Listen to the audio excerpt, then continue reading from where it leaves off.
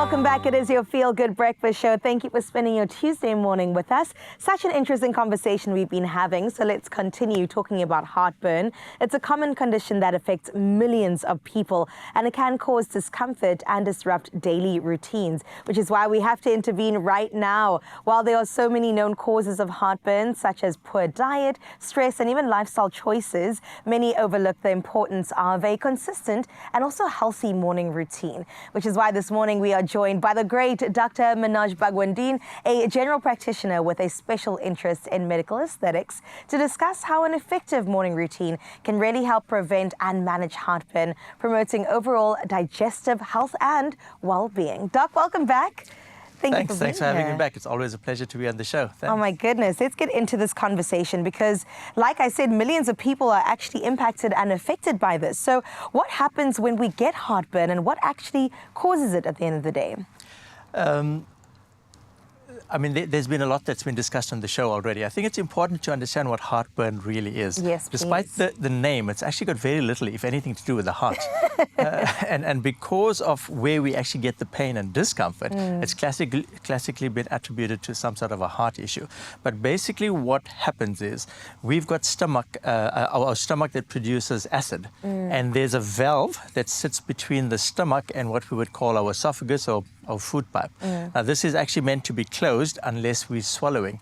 And when we get heartburn, what actually happens is some of that acid from the stomach squeezes itself or finds itself in the lower part of the esophagus. And this being so acidic starts to irritate that area. That area is not designed to be able to deal with this. Yeah. And this is what gives us that typical burning sensation, that intense pain sort of stuff that we typically call heartburn. So that's basically what the condition is. I think it's important to understand why it's so common. Firstly, there's physiological reasons. In other words, these are things that we are born with. For instance, there's a condition called a hiatus hernia, where that valve is not as competent as it should be.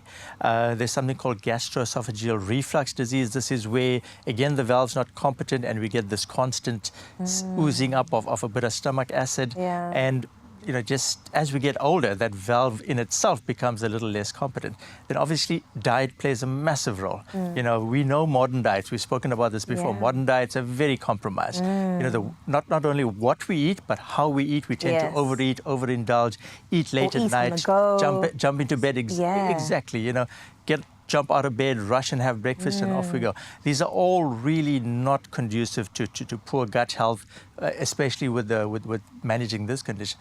Then obviously lifestyle conditions, smoking aggravators, we know alcohol, wearing tight clothing, high stress levels, one of the biggest contributors to this condition. So, these are factors that contribute to it and, makes it relatively common, especially with modern lifestyle and living, unfortunately. Absolutely. You said tight clothing. I've never heard that this could be an attributing factor. Absolutely. So basically anything that's going to increase pressure in your lower abdomen is going to be transmitted both up and down. Wow. So when that's excessive and it gets transmitted up, it will manifest as acid reflux or heartburn. When it's transmitted excessively down, you're going to end up with hemorrhoids or piles. Oh my goodness. Okay, either way, not good. Either way, it's going to go both ways. Oh no.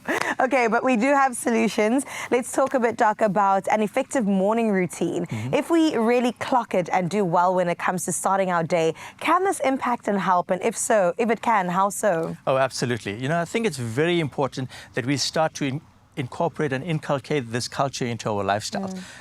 The way we get up in the morning is vitally important for the rest of our day. It actually sets the tone and the trend for the rest of our day.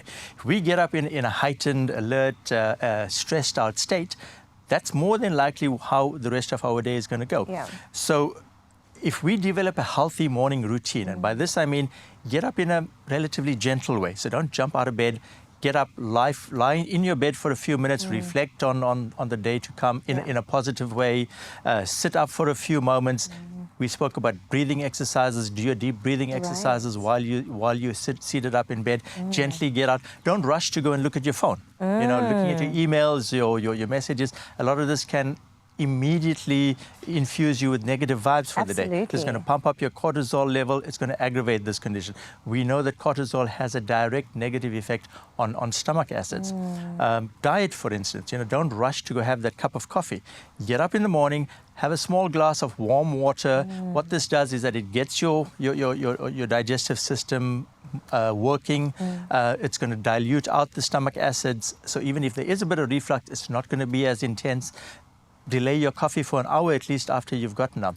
Don't go and have highly acidic foods in the morning. Most of us like to have our orange juice and coffee, etc. Worst thing to do in the morning. Even that like apple cider vinegar shots. These are all acidic. Yeah. These are all acidic. So anything with an acid base, not good for you immediately in the morning, because remember, your stomach acid concentration is the highest because you haven't eaten through the night. It's pure stomach acid in your stomach. And so by adding more acid in there, you're going to aggravate this condition.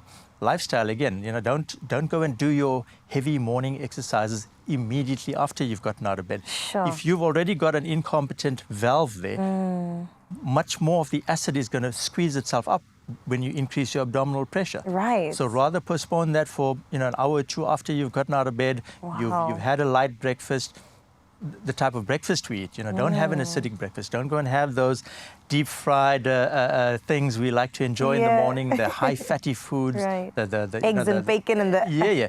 Eggs is fine if it's scrambled, but not deep fried and that sort of bacon. Not a good thing. Your deep fried sausages, tomato based things, not a good idea. So all of this will contribute to either aggravating or improving this condition. Right. Okay, so we've spoken about the don'ts. Maybe we could talk about the do's. So maybe some habits we can incorporate, and also some of the foods and drinks that we can take in that won't aggravate. Yeah. So I think, like I said, the first thing is try to be gentle when you get up in the morning, because a stress response immediately when you get up is going to pump your cortisol level up. And we must understand your cortisol is already at its highest when we get up in the morning. Oh, your stomach acids are already high, and by increasing cortisol, you're going to pump up your stomach acids. And we also get another effect. There's a hormone called prostaglandins, which actually lines the stomach, which protects the stomach.